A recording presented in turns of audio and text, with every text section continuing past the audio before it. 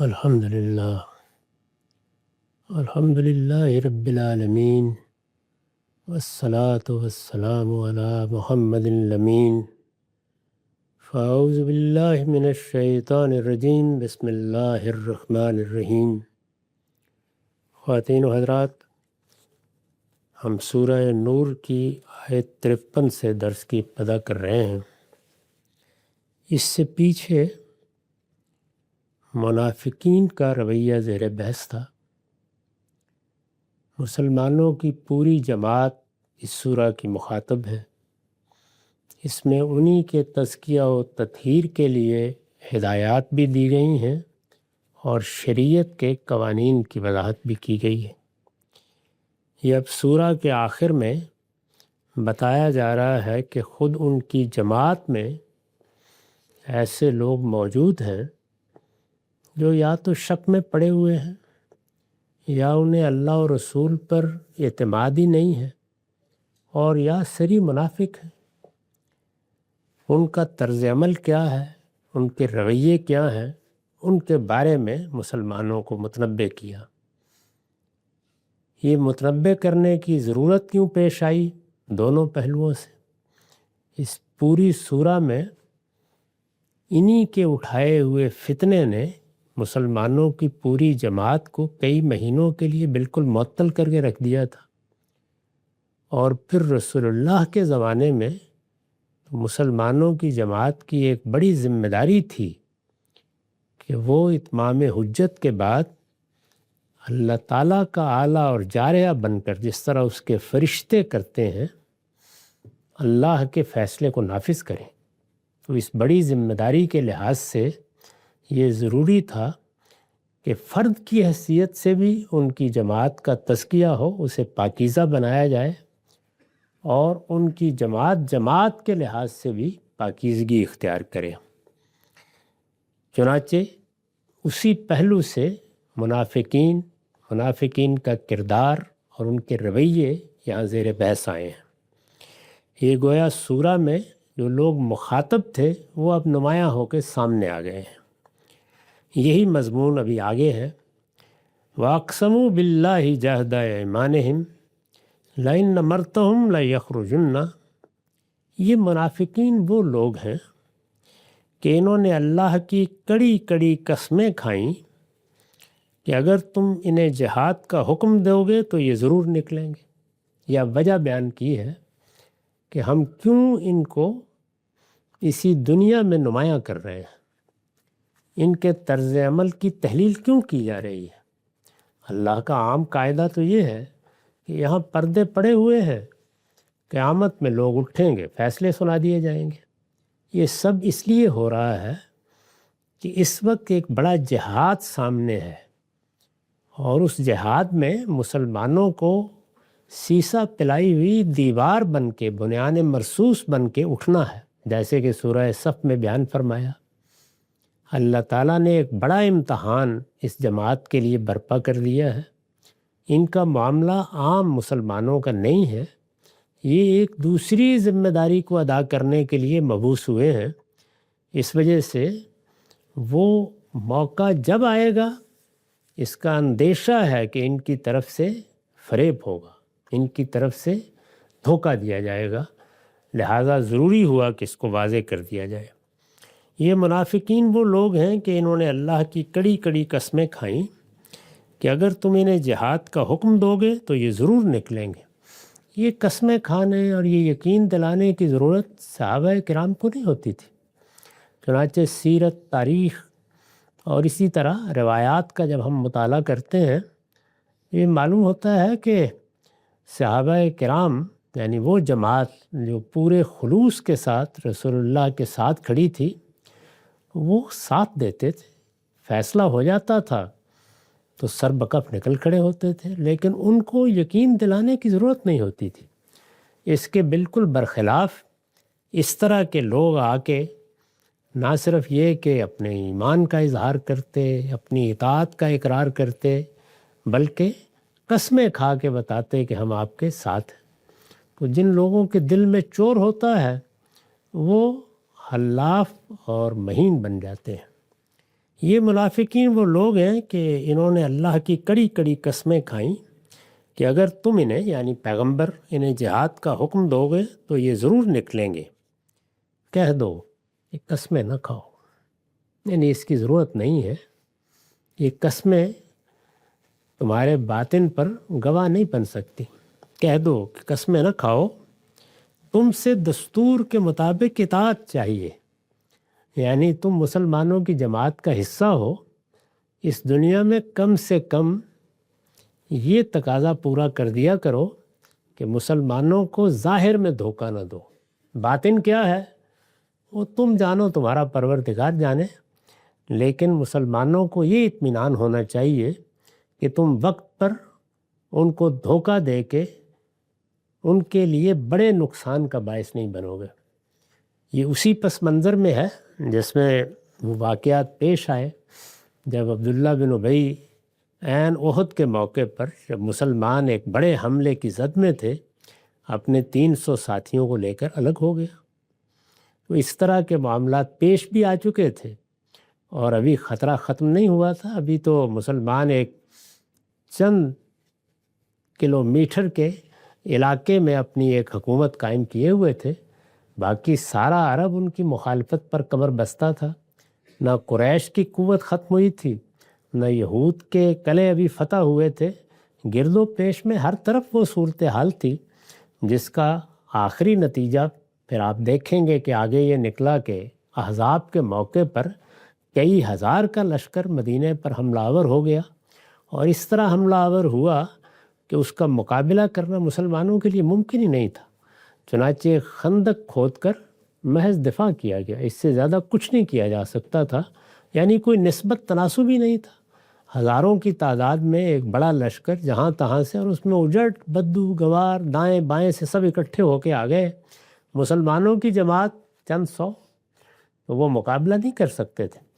اس موقع کے اوپر یہ ہوا، یہ وہ پس منظر ہے جس میں اب اللہ تعالیٰ یہ کہہ رہے ہیں تم سے دستور کے مطابق اطاعت چاہیے۔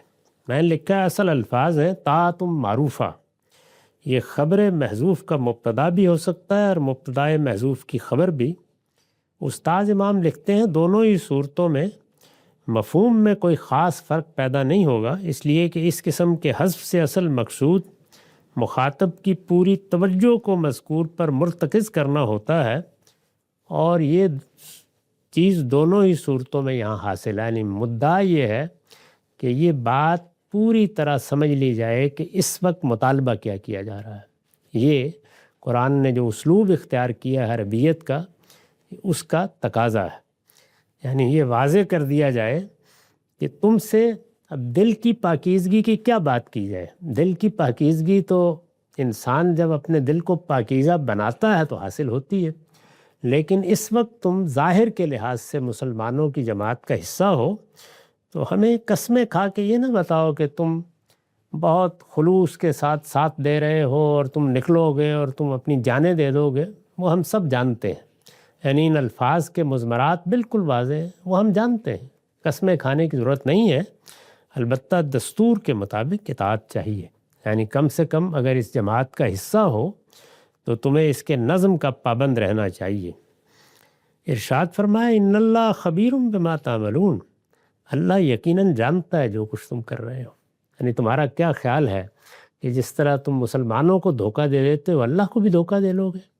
اللہ خوب جانتا ہے کہ تم کہاں کھڑے ہو، تم کیا باتیں دل میں سوچتے ہو، تمہارے کیا اندیشے ہیں، تم کس طرح کے ارتیاب میں مبتلا ہو، تمہاری باطنی حالت کیا ہے، وہ سب اللہ کو معلوم ہے۔ اللہ یقیناً جانتا ہے جو کچھ تم کر رہے ہو۔ قل اطیعوا اللہ و اطیعوا الرسول، ان سے کہہ دو کہ اللہ کی اطاعت کرو اور اس کے رسول کی اطاعت کرو۔ یعنی یہاں جو اطاعت کا مطالبہ کیا جا رہا ہے، یعنی کم سے کم جو ظاہری تعلق ہے اس کا پاس کرو۔ یہ تو بتا دیا پیچھے کہ باطن کیا ہے، تو اس وجہ سے ارشاد ہوا ان سے کہہ دو کہ اللہ کی اطاعت کرو اور اس کے رسول کی اطاعت کرو۔ فَإِن تَوَلَّوْا فَإِنَّمَا عَلَيْهِ مَا حُمِّلَ وَعَلَيْكُمْ مَا حُمِّلْتُمْ، لیکن اگر روگردانی کرو گے، مدعا یہ ہے کہ بات سمجھا دی ہے تمہیں، یہ بتا دیا ہے کہ تمہارا باطن ہم سے چھپا ہوا نہیں ہے، تمہارے طرز عمل کی بھی تحلیل کر دی ہے، لیکن اگر روگردانی کرو گے اس کے باوجود تو یاد رکھو کہ رسول پر وہی ذمہ داری ہے جو اس پر ڈالی گئی ہے۔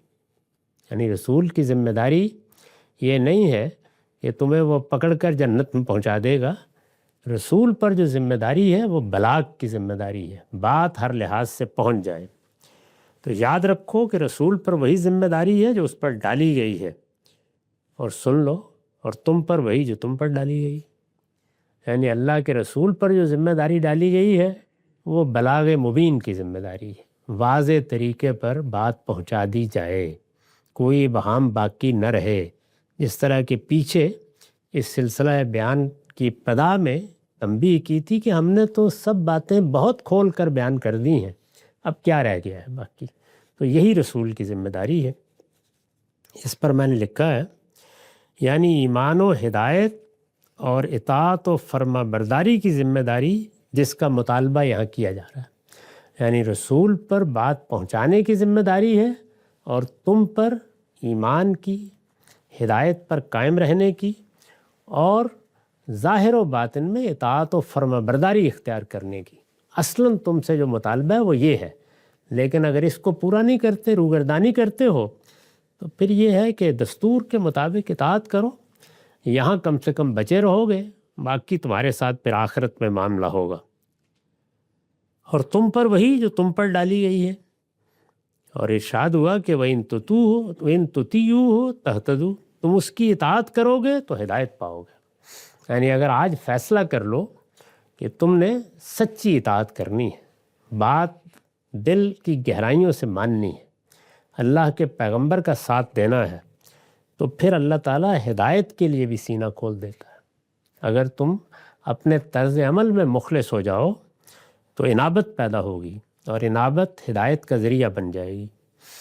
تم اس کی اطاعت کرو گے تو ہدایت پاؤ گے۔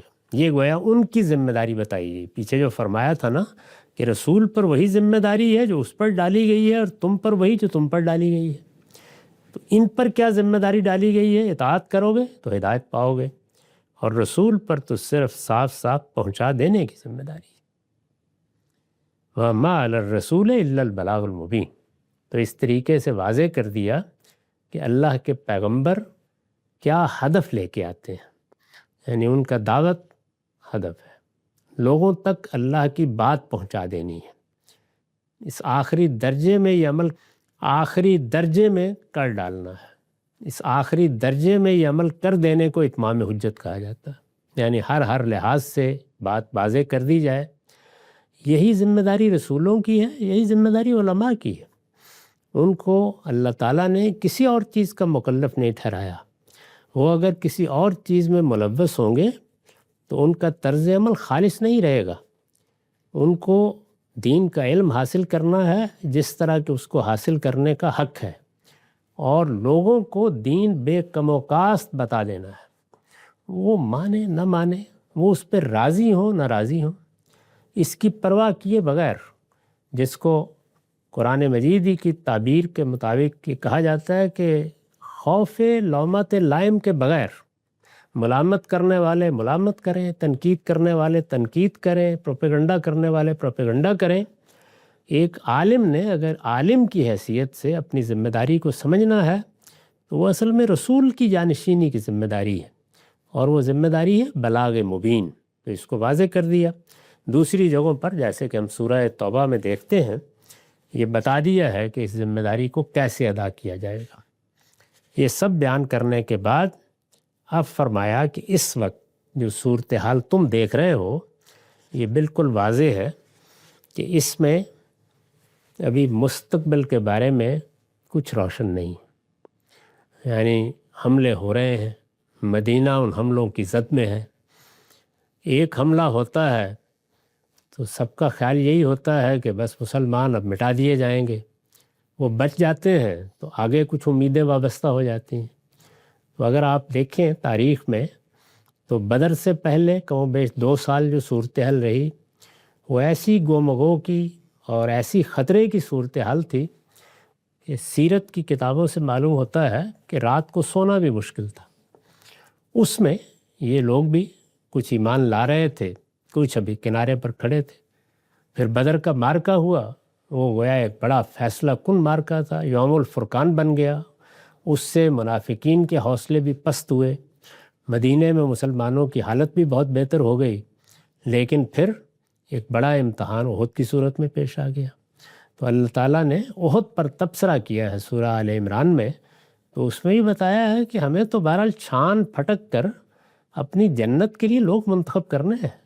یہ فتح اور یہ کامیابی یہ تمہارے مسئلے ہیں، اس لیے ہم تو ان امتحانوں سے گزاریں گے اور ان سب مراحل میں یہ دیکھیں گے کہ کون کس مقام پر کھڑا ہے۔ پھر وہ مرحلہ آتا ہے کہ جس مرحلے میں فتح ہو جاتی ہے، جس کو قرآن نے کہا نا کہ نصر من اللہ فتح قریب، تو اس کے بعد تو قرآن نے خود نقشہ کھینچ لیا ہے کہ یدخلون فی دین اللہ افواجا، پھر کون پیچھے رہتا؟ یعنی جب معاملہ ہی ختم ہو گیا، ساری امیدیں منقطع ہو گئیں اور نتیجہ نکل آیا، تو پھر قرآن نے کہا کہ اب تم دیکھ سکتے ہو کہ یہ لوگ اب فوج در فوج دین میں داخل ہو رہے ہوں گے۔ لیکن یہ سورہ جس وقت بات کر رہی ہے تو ابھی کچھ واضح نہیں ہے، حالات پر پردے پڑے ہوئے ہیں۔ ایک چیز ہوتی ہے تو کچھ حوصلہ ہوتا ہے لوگوں کو، اگلے ہی مرحلے میں کوئی امتحان پیش آ جاتا ہے۔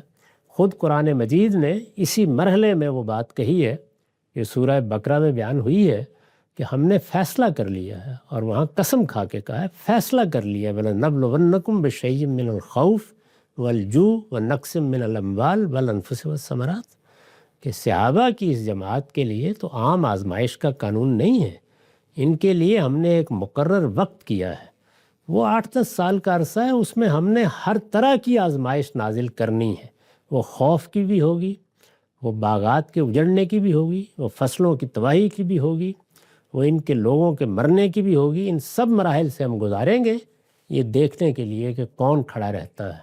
اتنی بڑی سرفرازی جو ہم تاریخ میں دینے جا رہے ہیں یہ مفت میں نہیں ملے گی، صاف صاف بتا دیا تھا۔ تو ان کو بھی در حقیقت یہی بتایا ہے، اور اس کے بعد ظاہر ہے کہ مسلمان یعنی یہ تو جو کچھ اپنے دل میں رکھتے ہیں، سچے مسلمان ہیں وہ بھی انسان ہی ہیں، ان پر بھی گزر رہی ہیں۔ تو جب یہ ساری بات بیان کر دی تو اب یہ بتایا کہ اطمینان رکھو، یہ اس وقت تو ایسے ہی ہوگا، اور یہ سارے امتحان ایسے ہی پیش آئیں گے۔ اس وقت بھی جو پیش آیا ہے جس میں خود رسول اللہ محصور ہو کر رہ گئے وہ بھی آ گیا، لیکن آگے کیا ہونے والا ہے؟ وعد اللہ الذین آمنوا منکم وعملوا الصالحات، تم میں سے جو لوگ ایمان لائے یعنی سچا ایمان لائے ہوئے، یہ جو صحابہ کرام کی جماعت ہے اور انہوں نے اچھے عمل کیے، یعنی ان کا طرز عمل بھی ان کے ایمان کے مطابق رہا ہے، اس میں کبھی کوئی اضمحلال نہیں آیا، ان سے اللہ کا وعدہ ہے۔ یعنی ہم نے امتحان سے بھی گزارا ہے، ہم امتحان برپا بھی رکھیں گے، لیکن ایک طے شدہ وعدہ ہے۔ وعد اللہ الذین آمنوا منکم، تم میں سے جو لوگ ایمان لائے اور انہوں نے اچھے عمل کیے ہیں ان سے اللہ کا وعدہ ہے۔ کیا وعدہ ہے؟ لَيَسْتَخْلِفَنَّهُمْ فِي الْأَرْضِ، کہ ان کو وہ اس سرزمین عرب میں ضرور اسی طرح اقتدار عطا فرمائے گا جس طرح ان سے پہلے گزرے ہوئے لوگوں کو اس نے عطا فرمایا۔ یہ تو فیصلہ ہو چکا، یعنی اس سرزمین کی باغیں ان کے ہاتھ میں دے دی جائیں گی، انہوں نے حق ادا کر دیا، یہ نتیجہ نکلنا ہے، لیکن یہ وعدہ ہے ابھی، یعنی ابھی ہم یہ بتا رہے ہیں کہ یہ ہونا ہے۔ کن مراحل سے گزر کے ہونا ہے؟ وہ یہی مراحل ہیں جن سے تم گزر رہے ہو۔ تم میں سے جو لوگ ایمان لائے اور انہوں نے اچھے عمل کیے ہیں ان سے اللہ کا وعدہ ہے کہ ان کو وہ اس سرزمین عرب میں ضرور اسی طرح اقتدار عطا فرمائے گا جس طرح ان سے پہلے گزرے ہوئے لوگوں کو اس نے عطا فرمایا تھا۔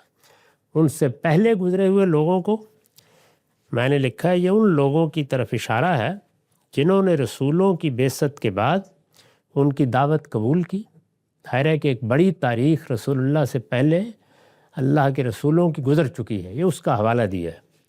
یہ ان لوگوں کی طرف اشارہ ہے جنہوں نے رسولوں کی بعثت کے بعد ان کی دعوت قبول کی اور سنت الہی کے مطابق ان کے منکرین پر اللہ تعالیٰ نے انہیں غلبہ عطا فرمایا۔ اس سنت الہی کو ہم جگہ جگہ بیان کرتے آ رہے ہیں کہ اللہ کے رسولوں کا معاملہ ہم عام انسانوں کا سا نہیں ہوتا، وہ جب آتے ہیں تو اللہ تعالیٰ کی طرف سے ایک دینونت، ایک جزا و سزا، ایک قیامت صغریٰ برپا ہو جاتی، اس میں اسی طرح فیصلہ ہوتا ہے جس طرح قیامت میں فیصلہ ہوگا۔ چنانچہ دونوں نتیجے لازماً نکلتے ہیں۔ وہ لوگ جو ایمان لانے والے ہیں ان کو اللہ نجات دیتے ہیں اور وہی آخر میں غلبہ پاتے ہیں، اور وہ لوگ جو منکرین ہیں ان کو بہرحال سزا سے گزرنا ہے۔ وہ دونوں سزائیں بھی بیان کر دی ہیں اور بتا دیا ہے کہ وہ ہر حال میں ان پر نافذ ہو جاتی ہیں۔ روئے سخن اگر غور کیجئے تو منافقین کی طرف ہے، یعنی یہ بات کن کو کہی جا رہی ہے کہ میرا وعدہ ہے ایمان والوں سے، انہی منافقون کو۔ روئے سخن اگر غور کیجئے تو منافقین کی طرف ہے، جن کے بارے میں اوپر ذکر ہوا ہے کہ اسلام کے مستقبل سے متعلق شکوک میں مبتلا تھے۔ یعنی اس وقت تک چونکہ صورتحال واضح نہیں تھی، کوئی تصور بھی نہیں کر سکتا تھا کہ مدینے کی اس بستی میں اور گرد و نواح میں جو لوگ ہیں یہ ایک دن اس پوری سرزمین پر حکومت کر رہے ہوں گے۔ تو یہ مستقبل کے بارے میں شکوک تھے جو اس نفاق کا باعث بن رہے تھے۔ تو ان کو متوجہ کیا ہے کہ تم لوگ سن لو، ہمارا وعدہ ہے اور یہ وعدہ ہر حال میں پورا ہو جانا ہے۔ فرمایا کہ خدا کی جو سنت، یعنی جو طریقہ، فرمایا کہ خدا کی جو سنت رسولوں کے باب میں ہمیشہ رہی ہے، اسی کے مطابق اس نے محمد الرسول اللہ صلی اللہ علیہ وسلم اور آپ کے ساتھیوں سے بھی وعدہ کر رکھا ہے کہ وہ انہیں سرزمین عرب کا اقتدار عطا فرمائے گا۔ یہ وعدہ قرآن مجید میں جگہ جگہ نقل ہوا ہے۔ اسی کے بارے میں سورہ صف میں کہا ہے کہ تم کیوں پریشان ہو رہے ہو، نصر من اللہ و فتح قریب، یعنی جس چیز کے لیے تم انتظار کر رہے ہو کہ اللہ کی مدد آئے اور فتح یاب ہو جاؤ تم، وہ ہمارا وعدہ ہے، پورا کریں گے ہم۔ آگے تفصیل فرمائی ہے کہ اس کے نتیجے میں یہاں دین حق کی حکومت قائم ہوگی۔ یعنی یہ وعدہ کس طرح پورا ہوگا؟ یہ محض اقتدار کا وعدہ نہیں ہے، اس کے نتیجے میں دین حق کی حکومت قائم ہوگی۔ اہل ایمان کے لیے اس سرزمین عرب میں اور اس کے گرد و نواح میں کوئی خطرہ باقی نہ رہے گا۔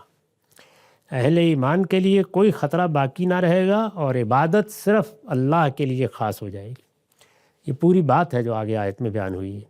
تاریخ گواہی دیتی ہے کہ اللہ تعالیٰ کا یہ وعدہ اس شان کے ساتھ پورا ہوا کہ اسے اب کوئی شخص جھٹلا نہیں سکتا۔ یعنی جب یہ الفاظ کہے گئے تو ہر طرف تاریکی تھی، کوئی آثار نہیں تھے، لیکن پھر ایک ایک لفظ اس آیت کا پورا ہوا۔ یہ رسالت مآب صلی اللہ علیہ وسلم کی زندگی میں جو پیشین گوئیاں کی گئیں اور وہ حرف بحرف پوری ہو گئیں، ان میں سب سے بڑی پیشین گوئی ہے۔ تم میں سے جو لوگ ایمان لائے اور انہوں نے اچھے عمل کیے ہیں، ان سے اللہ کا وعدہ ہے کہ ان کو وہ اس سرزمین میں ضرور اسی طرح اقتدار عطا فرمائے گا جس طرح ان سے پہلے گزرے ہوئے لوگوں کو اس نے عطا فرمایا تھا۔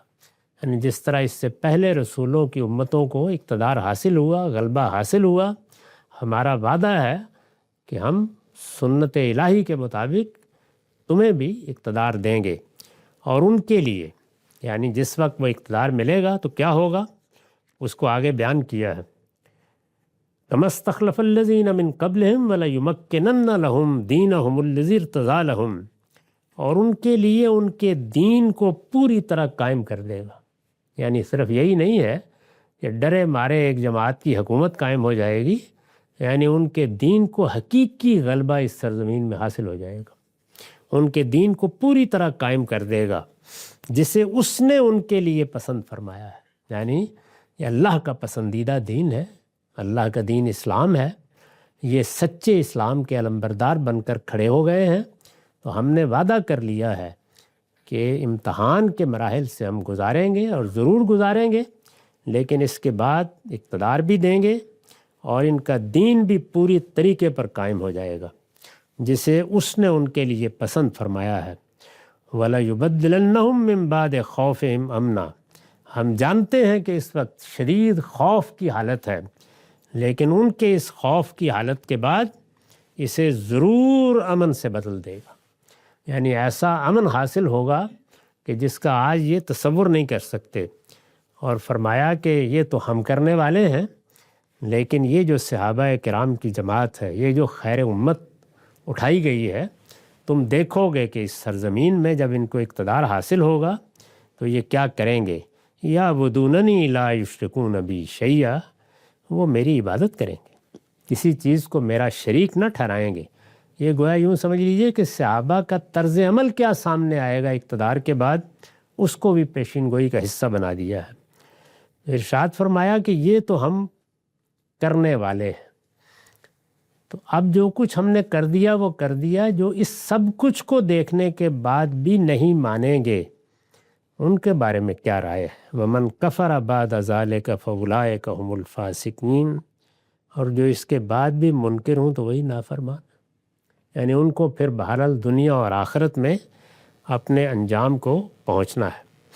تو یہ بتا دیا تھا کہ اس طریقے سے ان کی حکومت بھی قائم ہو جائے گی، یہ خوف بھی امن میں بدل جائے گا، امتحان کا زمانہ بھی ختم ہو جائے گا، اللہ تعالیٰ ان کو استقرار عطا فرمائیں گے، یہ سب کچھ اس سرزمین میں ہو جائے گا، یہ اللہ کا وعدہ ہے، اور اللہ تعالیٰ کو ان سے بھی یہ توقع ہے اور وہ پوری ہوگی اللہ کی عنایت سے کہ یہ بھی اس سرزمین کو اس کی عبادت کی سرزمین بنا دیں گے۔ اس میں پھر شرک آخری درجے میں ختم کر دیا جائے گا۔ در حقیقت یہی وہ چیز ہے جس کو جزیرہ نما عرب کے معاملے میں ایک آخری حکم کی حیثیت حاصل ہے، یعنی وہاں نہ اللہ کے سوا کسی اور کی عبادت ہو سکتی ہے، نہ اللہ سے ساتھ کسی کو شریک ٹھہرایا جا سکتا ہے۔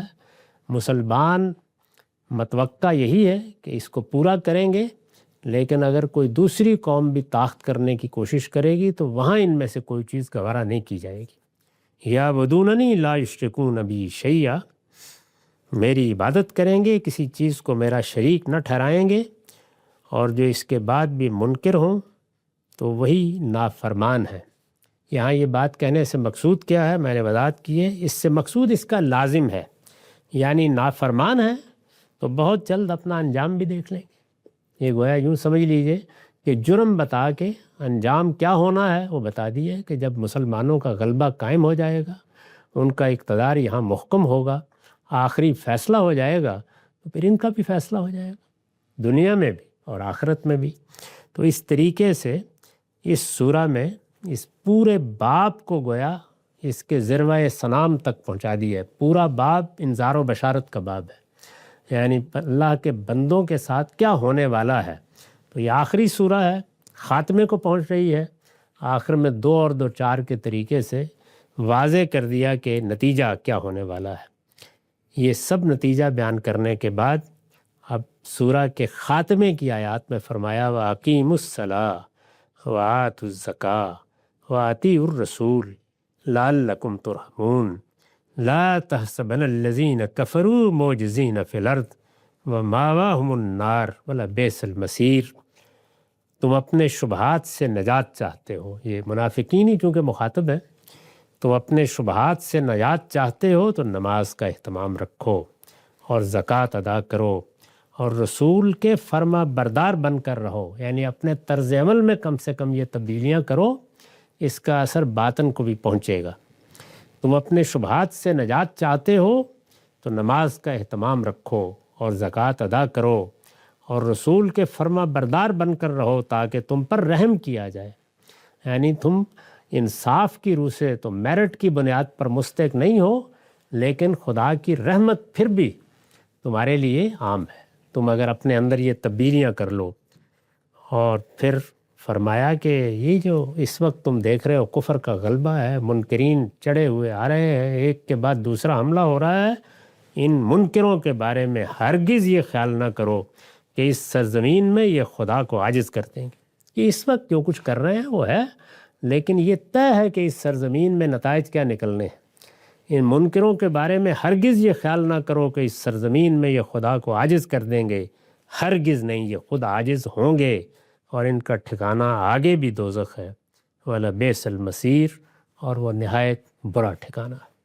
یہ سورہ اپنے مضمون کے لحاظ سے یہاں ختم ہو گئی ہے۔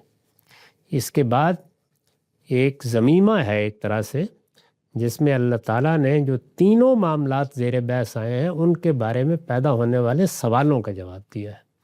تو وہ سوالات کا جواب ہے جس پر پھر سورہ حقیقی طور پر خاتمے کو پہنچتی ہے، اپنے مضمون کے لحاظ سے یہاں وہ پایہ تکمیل کو پہنچ گئی۔ اقول قولی ھذا واستغفر اللہ لی ولکم ولسائر المسلمین۔